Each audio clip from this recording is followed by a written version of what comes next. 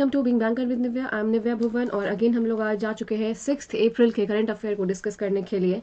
तो चलिए स्टार्ट करते हैं, बट उसके पहले अगर आप नए हो, पहली बार आए हो मेरे क्लास में, तो चैनल को लाइक कर दीजिएगा, सब्सक्राइब कर दीजिएगा ताकि आपको नोटिफिकेशन टाइम पर मिलती रहे।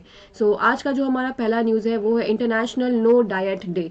So international no diet day हम लोग हर साल 6 मई को सेलिब्रेट करते हैं।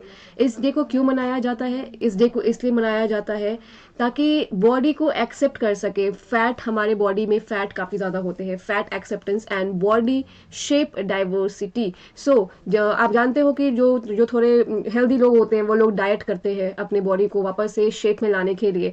इसके लिए ये डे सेलिब्रेट किया जाता है ताकि लोगों को बताया जा सके कि आप कोई भी शेप के हो, आप मोटे हो, आप पतले हो, कोई फर्क नहीं पड़ता उससे। It's symbol is light blue ribbon.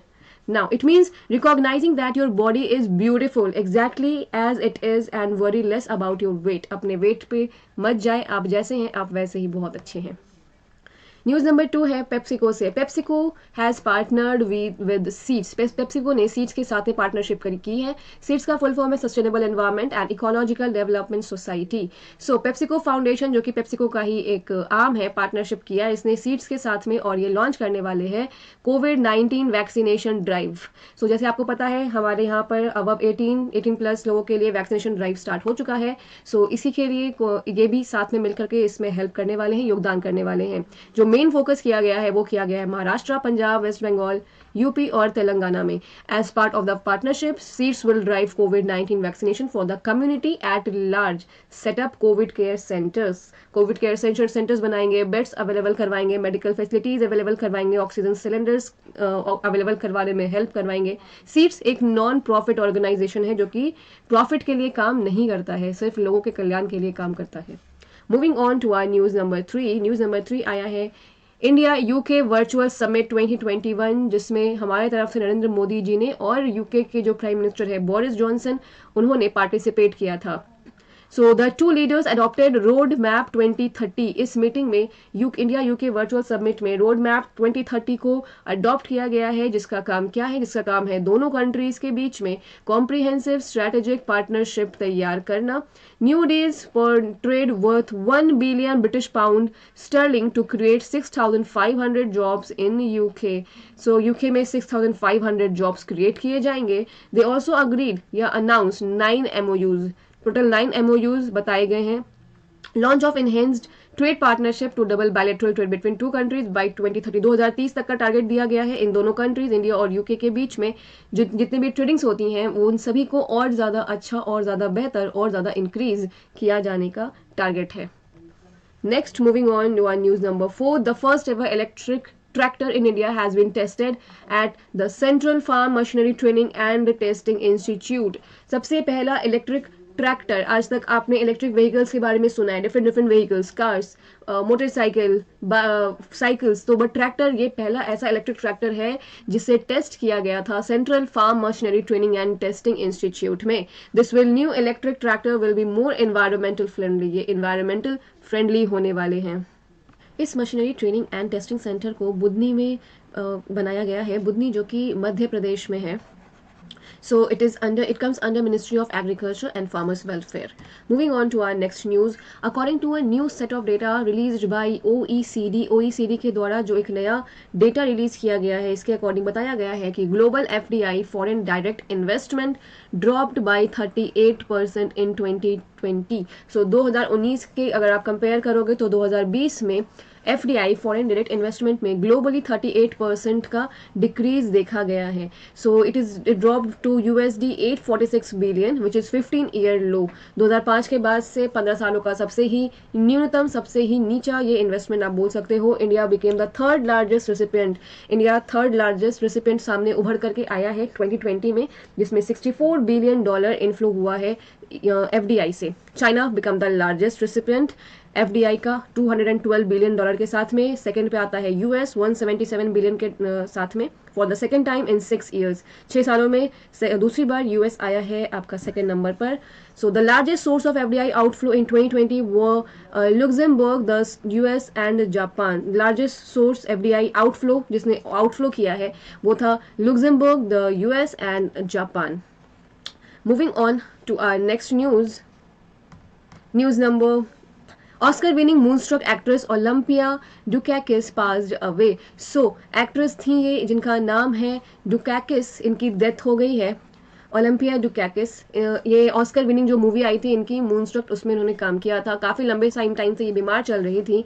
इनका जन्म हुआ था 1931 28 जून को यूएस के मैसाचुसेट्स में। Olympia Dukakis was an American actress, director, producer, teacher and activist. 130 stage production, 60 movies से ज़्यादा फिल्मों में ये दिखी हैं, 50 टेलीविजन सीरीज भी इन्होंने किया है। ऑस्कर इनको मिला था 1987 में, and a golden globe for her performance in Moonstruck. Moonstruck जिनकी जो मूवी आई थी उनके लिए इनको अवार्ड भी दिया गया था। She has also won an Obie award for best actress 1963 में। इन्हें दिया गया था बेस्ट एक्ट्रेस का अवार्ड, ओबी अवार्ड दिया गया था फॉर हर परफॉर्मेंस। कौन सी मूवी में? Man equals man. So Dukakis autobiography ask me again tomorrow a life in progress, जो कि 2003 में पब्लिश हुई थी। 2020 a full length documentary about her life title Olympia was release theatrically in US. तो 2020 में इनके लाइफ पर बनी मूवी जिसका नाम था ओलंपिया, इसे थिएटर में रिलीज किया गया था। एक डॉक्यूमेंट्री थी ये।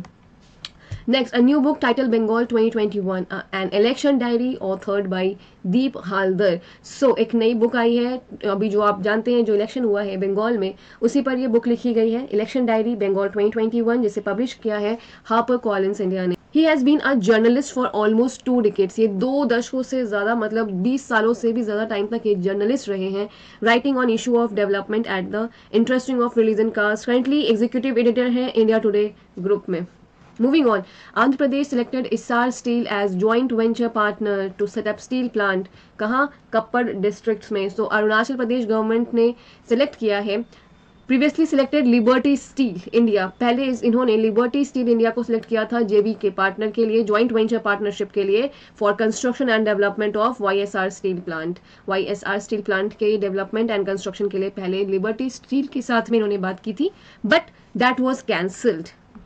इसे कैंसिल कर दिया गया और अभी Liberty Steel India was facing some financial issues, इसके लिए कैंसिल किया गया था। The steel plant will be set up capacity of 3 million tonne per annum for producing high grade steel products. तो जो टारगेट रखा गया है हर साल का, वो बताया गया है 3 मिलियन टन स्टील प्रोडक्शन करने वाले हैं हर साल। कैपिटल एक्सपेंडिचर इसके लिए किया गया है 11,606 करोड़ रुपए।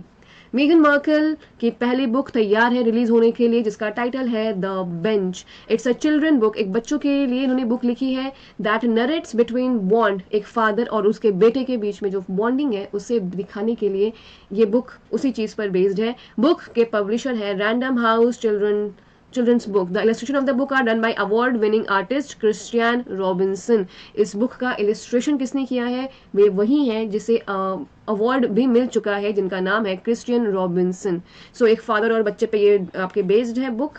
इसकी ऑडियो बुक भी काफ़ी जल्दी रिलीज होने वाली है, जिसका जो आपका मंथ बताया गया है वो बताया गया है जून। मूविंग ऑन, आरबीआई ने स्मॉल फाइनेंस बैंक्स को परमिट कर दिया है माइक्रो फाइनेंस इंस्टीट्यूशंस को पैसे लेंड करने के लिए, for on lending to individual under the classification of priority sector lending, for which the MFIs that is micro finance institution need to have 500 crore asset size. के लिए ये बताया गया है आरबीआई की तरफ से एमएफआईज माइक्रो फाइनेंस इंस्टीट्यूशंस के जो टोटल एसेट साइज है वो 500 करोड़ होने चाहिए। Currently, the SFB Small Finance Banks PSL is not permitted for MFIs for on lending. ये फैसिलिटी 2022 के मार्च से मिलने वाली है माइक्रो फाइनेंस इंस्टीट्यूशंस को, अभी तक ये अवेलेबल नहीं है।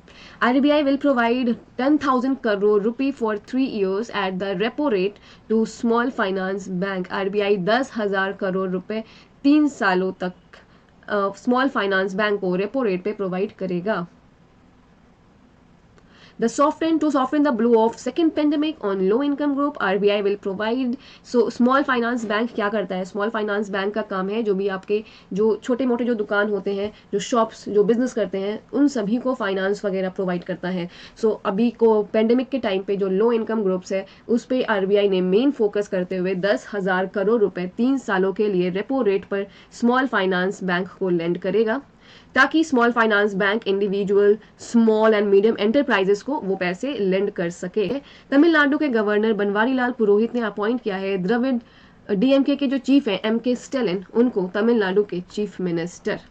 So ये 68 years old is a son of former 5-term Tamil Nadu Chief Minister the late M Karunanidhi के ये बेटे हैं जो कि 5 बार पहले चीफ मिनिस्टर बन चुके थे, M Karunanidhi. So DMK led alliance won 159 seats. कितने सीट इन्होंने जीते हैं इलेक्शन में उसके बारे में बताया जा रहा है। एक्ट्रेस अभिलाषा पाटिल पास्ड अवे। एक्ट्रेस इनको आपने देखा होगा गुड न्यूज़, बद्रीनाथ की दुल्हनिया, छिछोरे, इन सभी में ये काम कर चुकी थी। इनकी भी डेथ कोविड के कारण ही हुई है। इन्होंने बॉलीवुड मूवी के अलावा काफ़ी सारे मराठी मूवीज़ में भी इन्होंने काम किया था। First ever India France Australia trilateral foreign minister dialogue was held in London. So सब आज तक का पहला मीटिंग था ये इंडिया फ्रांस और ऑस्ट्रेलिया का ट्राइलेटरल मीटिंग 3 कंट्रीज। सो ये लंदन में हुआ था on the sideline of G7 foreign ministers meeting. G7 foreign ministers meeting चल रही थी। आप लोग जानते हैं जैसा कि हमारी तरफ से हमारे जो एक्सटर्नल अफेयर मिनिस्टर हैं डॉक्टर एस जयशंकर, उन्होंने रिप्रेजेंट किया था। फ्रांस के जो मिनिस्टर हैं France minister for Europe and foreign affair mister Jean Yves Le Drian, और ऑस्ट्रेलिया के फॉरेन मिनिस्टर सीनेटर मैरीज पाइने, इन्होंने पार्टिसिपेट किया था। इनके बीच में ये मीटिंग हुई थी। Former union minister and RLD founder and leader Ajit Singh, राष्ट्रीय लोक दल के फाउंडर, उनके चीफ, इनकी डेथ हो गई है because of COVID again. He was a son of former prime minister Chaudhary Charan Singh, जो कि पहले प्राइम मिनिस्टर भी रह चुके हैं, उनके बेटे थे ये।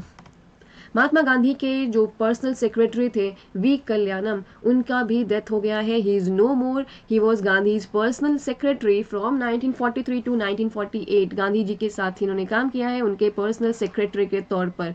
सो Kalyanam was preserving letter written by Gandhi ji, a cheque bearing his sign and other literature associated with him. इनके पास गांधी जी से रिलेटेड काफ़ी सारे डॉक्यूमेंट्स, उनके साइन, उनके काफ़ी सारे लेटर्स, सभी कुछ इन्होंने संभाल कर रखा था।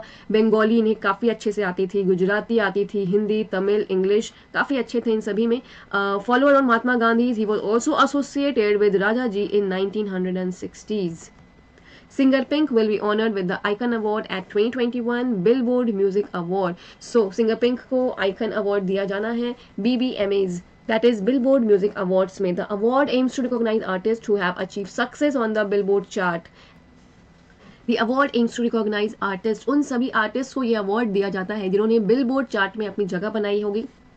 जगह कैसे बनाएंगे? म्यूजिक के थ्रू, म्यूजिक के फील्ड में दिया जाता है। अगर आपने भी म्यूजिक के थ्रू किसी पे अच्छा इम्पैक्ट डाला है उसके लिए दिया जाता है। Pink's join previous honours that include Neil Diamond, Stevie Wonder, Prince, Jennifer Lopez, Celine Dion, Cher, Janet Jackson, Mariah Carey and Garth Brooks, इन सभी को इन्होंने ज्वाइन कर लिया है। पिंक के पहले इन सभी को बिलबोर्ड चार्ट्स में जगह मिला था और उन्हें बिलबोर्ड म्यूजिक अवार्ड दिया गया था।